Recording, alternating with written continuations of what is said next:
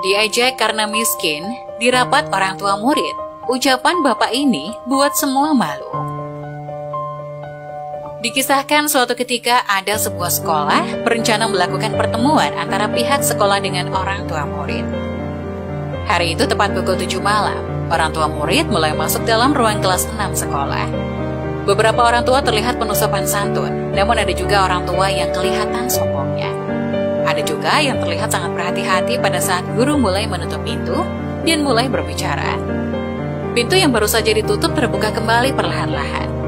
Seorang pria paruh baya, badannya kotor penuh dengan debu, muncul di balik pintu dengan wajah yang tersenyum.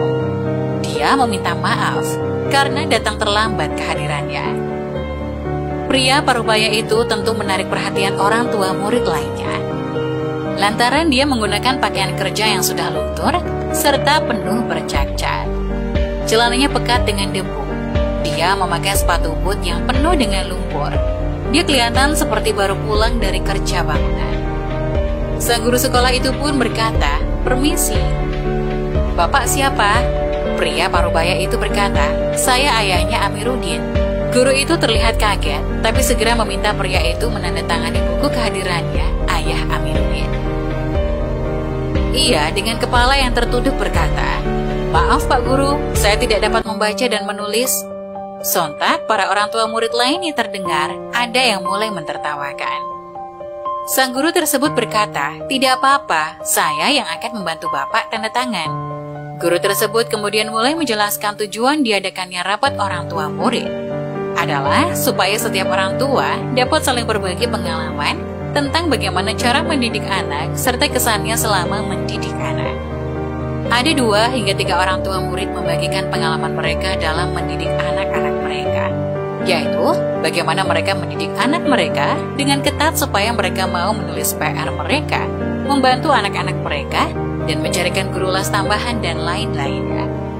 Pada saat guru tersebut meminta ayah dari Amiruddin untuk berbicara, dia memperkenalkan Amiruddin adalah seorang murid teladan dengan nilai terbagus di kelas. Pelajaran matematika selalu beroleh nilai terbaik. Ia tidak pernah terlambat, selalu bersikap baik kepada teman-temannya. Mari sama-sama kita dengarkan bagaimana ayah dari Amiruddin mendidik anaknya. Tidak sedikit orang tua murid lainnya tampak kaget. Bapak yang tidak terpelajar namun mempunyai anak yang hebat. Ayah Amiruddin dengan agak sedikit canggung mulai berjalan ke depan. Ia sedikit tertunduk, tidak begitu berani menatap mata para orang tua murid lainnya.